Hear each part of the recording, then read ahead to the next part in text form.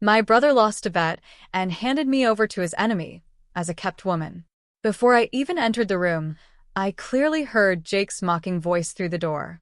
He was saying I was a honey trap, or rather an ugly trap, and that my idiot brother, Michael, was a fool for thinking he'd destroy me when I arrived.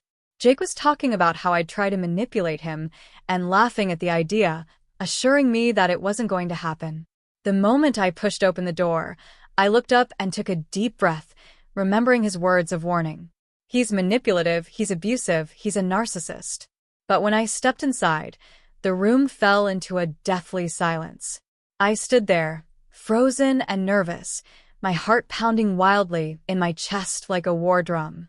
I couldn't stop thinking about the words my brother had said to me in the hospital. "Riley, you have to be very careful when you get there. This Jake guy is ruthless, twisted, basically not even human. You have to protect yourself.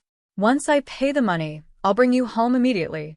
At that moment in the hospital, my brother was sitting on the bed with a heavy cast on his foot, his face completely bruised, and tears of pure frustration and fear in his eyes. The more I thought about it, the more terrified I became about the situation I'd gotten myself into. But here was the problem. Upon arriving at the sprawling property, there were so many people, so many employees and men in suits, that I had no idea who Jake actually was. My eyes scanned the large room where I'd been made to wait. There was a man in the corner, leaning lazily, radiating a dark energy and an aura of absolute authority. It had to be him. I approached him very carefully, gathering all the courage I had left, and said, "Hi, I'm Michael's sister, Riley."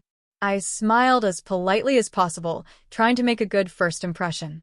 I told him he had a truly impressive presence, addressing him as Mr. Carter. Suddenly, someone behind me let out a cold, sharp laugh. "Hey, Lucas, she thinks you're Jake." I froze. It wasn't him. I'd made a shocking mistake right from the start. I apologized quickly, feeling heat rush to my cheeks, and turned to the man who had spoken. He wore elegant gold-rimmed glasses and had an incredibly shrewd and calculating look. I figured, by process of elimination, this must be the real Jake. I smiled again, apologizing awkwardly. "I'm sorry, Mr. Carter. I was blind and mistook you for someone else." But the man with the glasses laughed even harder, a laugh that echoed through the large room, reverberating off the walls.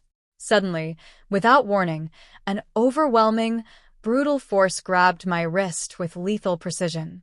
The world seemed to spin around me in a disorienting instant, and before I knew it, I was suddenly sitting on someone's lap. The shock left me breathless.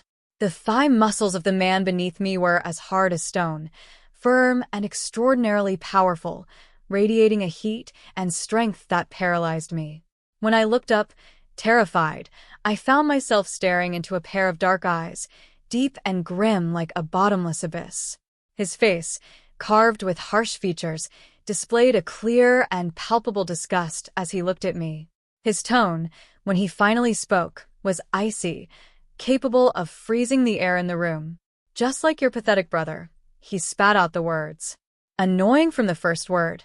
"Can't you even recognize your owner? Or do you have a genuine desire to die?"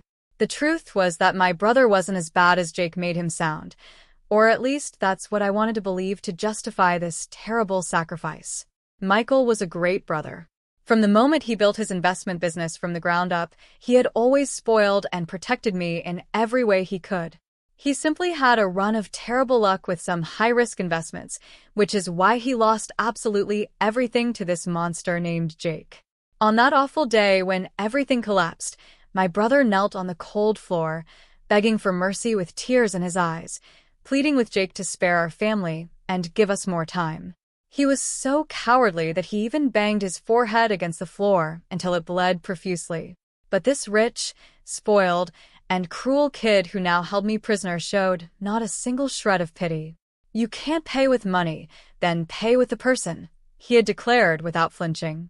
My brother, terrified, clutching his trembling body, stammered, trying to explain that I had nothing to do with it, that I needed time to prepare myself mentally and find a real solution.